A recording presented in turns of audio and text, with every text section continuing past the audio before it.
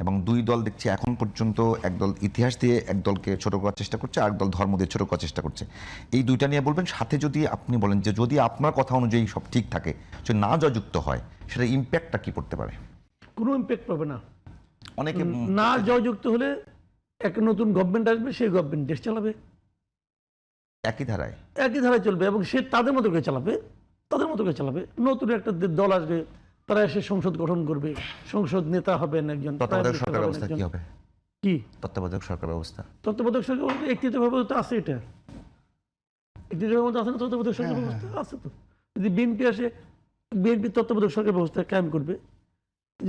জামাত আসে, জামাত তত্ত্বাবধায়ক সরকার ব্যবস্থা। আপনার কাছে কি মনে হয় বাংলাদেশের রাজনৈতিক দলগুলোর মধ্যে সবচেয়ে বড় সংকট শান্তিপূর্ণ ক্ষমতা হস্তান্তর?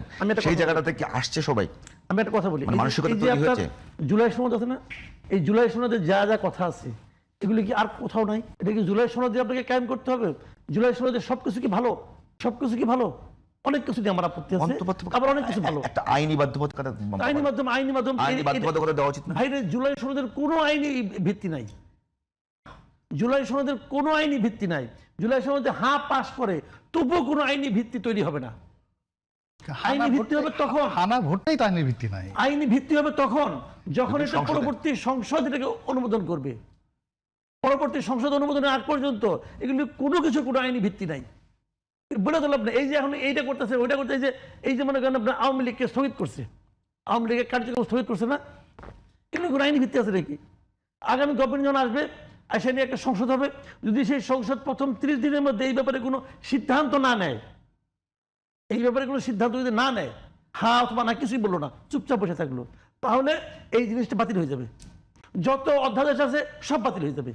এখন তো ইচ্ছা করলে মুহূর্তের মধ্যে অধ্যাদেশ নিয়ে আসে, এটা করো সেটা করো, অধ্যাদেশ নিয়ে আসে। এই অধ্যাদেশগুলোর নিয়ম কি? অধ্যাদেশগুলোর নিয়ম হলো পরবর্তী সংসদ বসার পর সেই সংসদের প্রথম 30 দিনের মধ্যে এগুলির ব্যাপারে একটা সিদ্ধান্ত হতে হবে, যেগুলি পাস করবে। জুলাই অভ্যুত্থানকারীদের দায় মুক্তি দিয়ে যে অধ্যাদেশ দেওয়া হলো, সেটা একই অবস্থা হবে, সেটা বাতিল।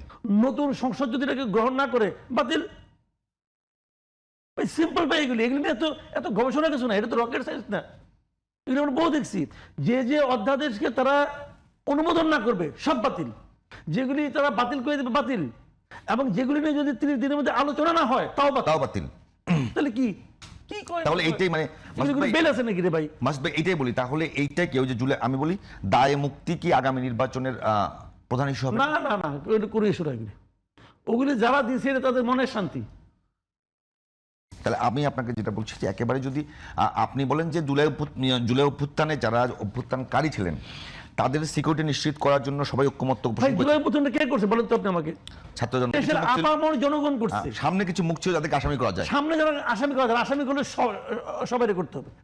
তাদের অন্যান্য কর্মকাণ্ডের জন্য করবেন, তাদের অনেক কর্মকাণ্ড আছে, ওইগুলোর জন্য করবেন। আপনি তো সুনির্দিষ্টভাবে করবেন। শেখ হাসিনাকে ক্ষমতা থেকে নামাইছে, এই অপরাধে কারো ফাঁসি হবে না। এই অপরাধে ফাঁসি হবে কেন? ওটা তো জনগণ মিলে করছে। পুলিশ হত্যার জন্য ওটা হতেই পারে। পুলিশ হত্যা, বলি পুলিশ হত্যার বিচার হওয়া দরকার ছিল। বিচার হওয়া মানেই কিন্তু সবাই ফাঁসি হয়ে যাওয়া না। বিচার হওয়া মানে কিছু কিছু ঘটনা ছিল, যে ঘটনাগুলি বিপ্লবের জন্য প্রয়োজনীয় ছিল, সেটা বিচার হলেই বুঝতো। বিচার হলে দুই পক্ষ যাইতো, আলোচনা করতো, বিচারক রায় দিত যে না, এটা আমাদের আন্দোলনের জন্য প্রয়োজনীয় ছিল, অতএব মামলা খারিজ হয়ে যেত। আওয়ামী লীগ কিন্তু ওইটা বলছে না যে অভ্যুত্থানের সময়, অভ্যুত্থান পরবর্তী যে ঘটনাগুলো ঘটেছে সেগুলো নিয়ে সবচেয়ে বেশি কথা বলছে তারা।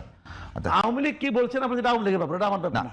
অনেকে বলছে যে জুলাই অভ্যুত্থান এবং যদি না জয়যুক্ত হয়ে যায়, আওয়ামী লীগের দেশে ফিরে আসা এবং আওয়ামী লীগের রাজনীতিতে প্রতিষ্ঠিত হওয়ার সুযোগ এগুলোর সঙ্গে কোনো সম্পর্ক নাই।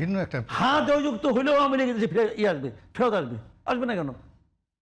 কেন আসবে না? কারণ আওয়ামী লীগের কি গভর্নমেন্ট কোনো আইনগতভাবে আওয়ামী লীগকে নিষিদ্ধ করা হয়েছে? একটা নির্বাহী আদেশে স্থগিত করা হয়েছে রাজনৈতিক কার্যক্রম। আওয়ামী লীগের যদি রাজনৈতিক দল থাকে, একটা অফিস থাকে, আওয়ামী লীগের যে এলাকায় যে সভাপতি আছে, সেই সভাপতিকে নিষিদ্ধ করা হয়নি তো, অফিসটাকেও নিষিদ্ধ করা হয় নাই। বলছে তুমি ওখানে যে মিটিং করতে পারবে না, তুমি যে একটা মিছিল করতে পারবে না, রাজনৈতিক কার্যক্রম স্থগিত করছে, তাও নিষিদ্ধ করে স্থগিত করছে।